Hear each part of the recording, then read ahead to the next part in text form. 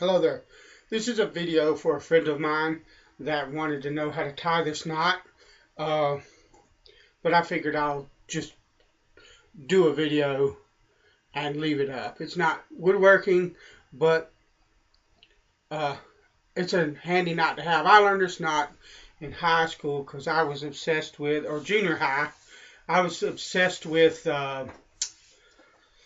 cowboys and Indians and all that kind of deal, and I wanted to learn to tie the noose knot that you saw the cowboys get hung from and stuff like that. So it's just, I have this string, and what you do is you make a loop like that. Then you take the other end and you make another loop like that, and the length of it, if you want a really long knot, you would do like this, so that you got it. You see what I did, right? Just, and then somewhere, wherever you want it, just take this, roll it over, and bring the knot over the top.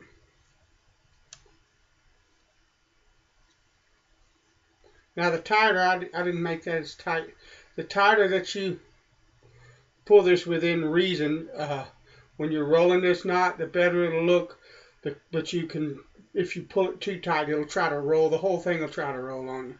But anyway, you just keep going till you get somewhere close to the end. And then this loop that's on the other end, I'll wrap it around and push it through like that.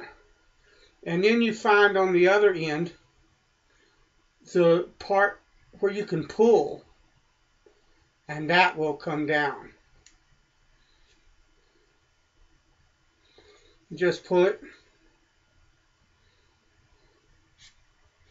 till it's nice and tight.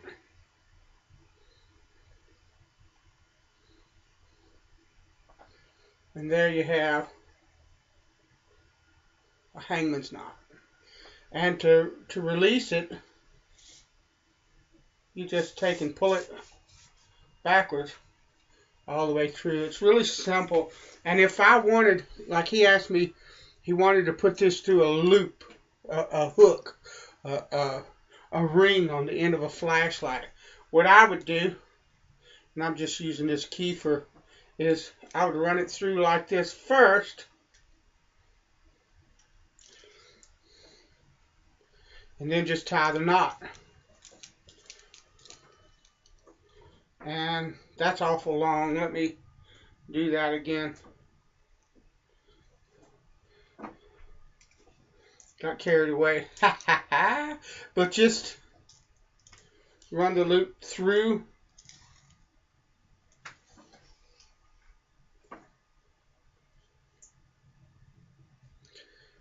the hook, bring it back,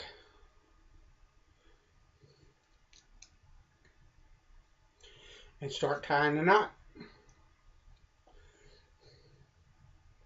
And you could do as little as 3.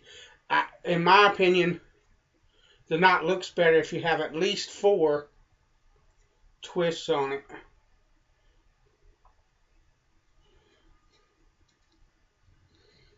Pull that through.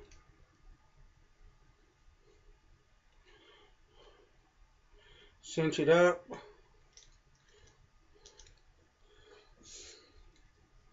You have an adjustable knot.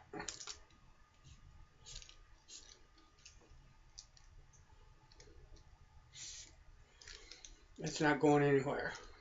This is useful for a lanyard. You can tie one on the other end. Well, I've showed him that. You can tie one on the other end, and it's adjustable so that you can loop it around your wrist, whatever. So that's the hangman's knot.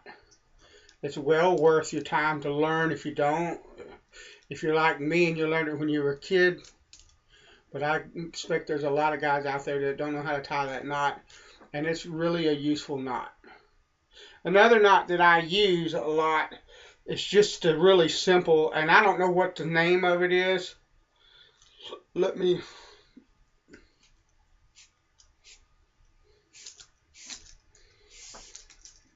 Actually, I'll just... Yeah, no, I need to... Another knot I use a lot, and it's really good for certain things, for tying things down and stuff like that.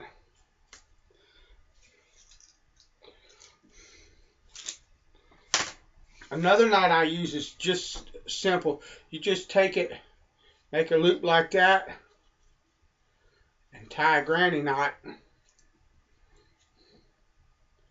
And then you can wrap it around something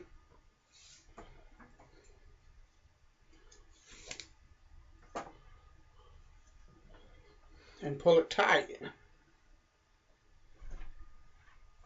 Now it won't stay locked. It requires tension on the other end to keep that locked. But you can wrap this other end around something a couple of times and do a variation on that kind of knot, just kind of like that. It's like a horse hitch. That's the way cowboys used to hitch their horse to a post. And you can even like tie a second knot in that.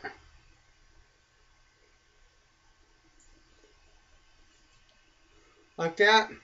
And it won't go anywhere, but when you want to take it loose, you just pull that, then find this end and pull it.